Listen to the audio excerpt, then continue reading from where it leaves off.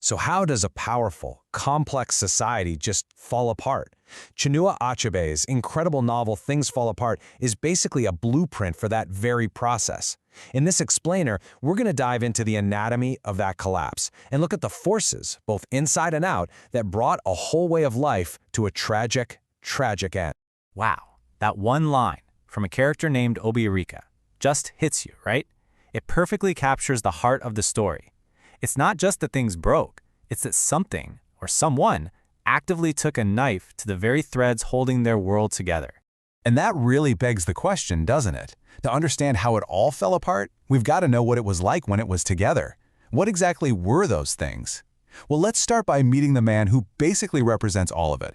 All right, so let's meet the man at the heart of this story, Okonkwo.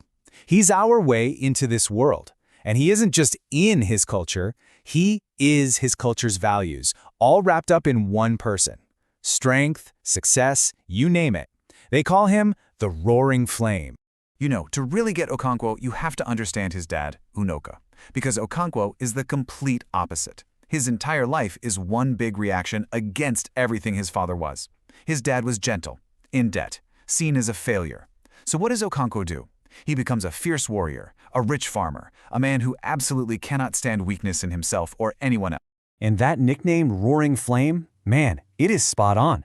It's about his passion, his incredible ambition, all the stuff that made him a success. But it's also a warning, right? Because fire can be powerful and life-giving, but it can also be destructive and totally out of control. And that is Okonkwo. Okay, so we've met the man. Now let's zoom out and look at the world he lived in. And let's be clear, this was not some primitive, simple society. This was a sophisticated, well-organized civilization built on some really strong foundations.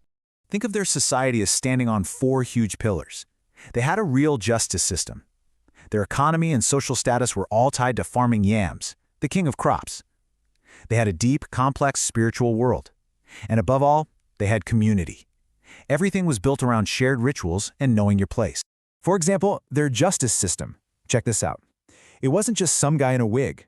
When there was a dispute, 9 elders of the clan would put on these sacred masks to become the Egwugwu, the ancestral spirits of the clan. They would listen to both sides of the story and then give a judgment that everyone, and I mean everyone, respected. It was both a court of law and a deeply spiritual ceremony. And their spiritual beliefs were so nuanced. Take the idea of a chi. It's kind of like a personal god or a spiritual destiny. But, and this is the cool part, they believed your own free will, your own drive could actually influence your chi. You could work with it. Okonkwo, for his part, believes his own ambition is so strong he's actually overcome his destiny. But here's the thing. The society wasn't perfect. And neither was Okonkwo. That same fiery personality, that same hatred of weakness, it also causes him to do some terrible things.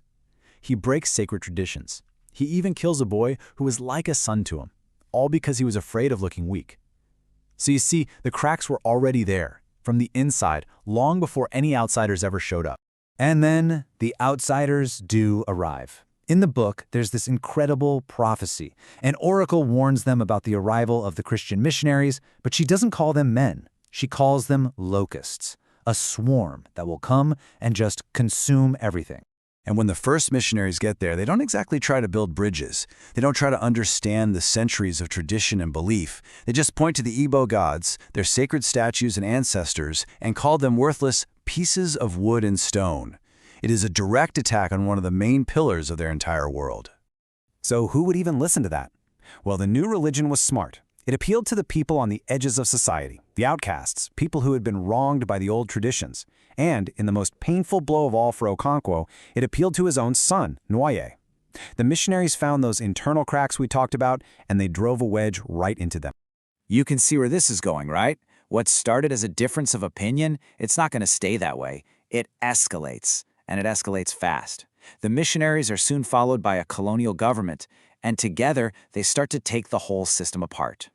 And the breakdown is just brutal. It's like a line of dominoes. First, Okonkwo's son converts. Then, an overzealous convert commits the ultimate crime. He unmasks one of the Egungun in public. That's like killing a god. In revenge, the clan burns down the church. And how does the colonial government respond? They trick the clan's leaders, including Okonkwo, arrest them and throw them in jail. And it gets even worse. It wasn't just an arrest. It was about pure humiliation. They beat the leaders, they shave their heads, a massive sign of disrespect. Then they demand a huge corrupt fine to let them go. The whole point was to break them, to show them who was really in charge. This is the breaking point for Okonkwo. He's been humiliated, his world is crumbling, so he does the only thing he knows how to do. He fights. When messengers from the court show up to stop another clan meeting, Okonkwo, the roaring flame, does not hesitate.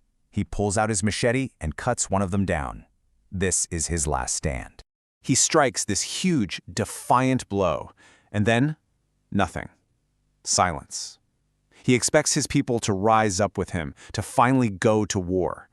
But they don't. They just stand there, and they let the other messengers run away. In that one devastatingly quiet moment, Okonkwo realizes it's over. His people's will to fight is gone. His world is gone. So what happens after that? Well, there's no glorious battle. The story of this great warrior, Okonkwo, doesn't end in a blaze of glory. It ends quietly, tragically, and with one last chilling twist to the knife. Okonkwo goes home and hangs himself. And this is the ultimate, final tragedy. In his culture, suicide is one of the worst sins you can commit. So the man who spent his entire life fighting for respect and status dies in a way that erases it all. His own people can't even touch his body. He has to be buried by strangers. But his friend, Oburika, he's not going to let this go unsaid.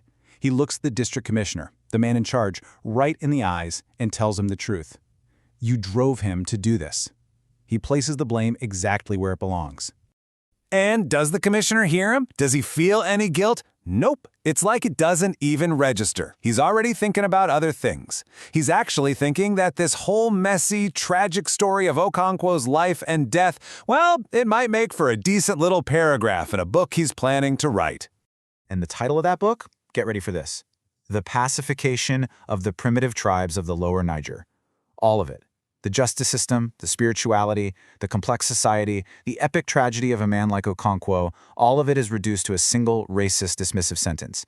It's the ultimate proof that they never saw these people as human at all. And really, that's the question the whole book leaves us with. It's bigger than just Okonkwo. It's about who gets to tell the story of history. When a whole civilization's rich, complicated story is erased and replaced by a single paragraph in the conqueror's book, what is truly lost in that silence?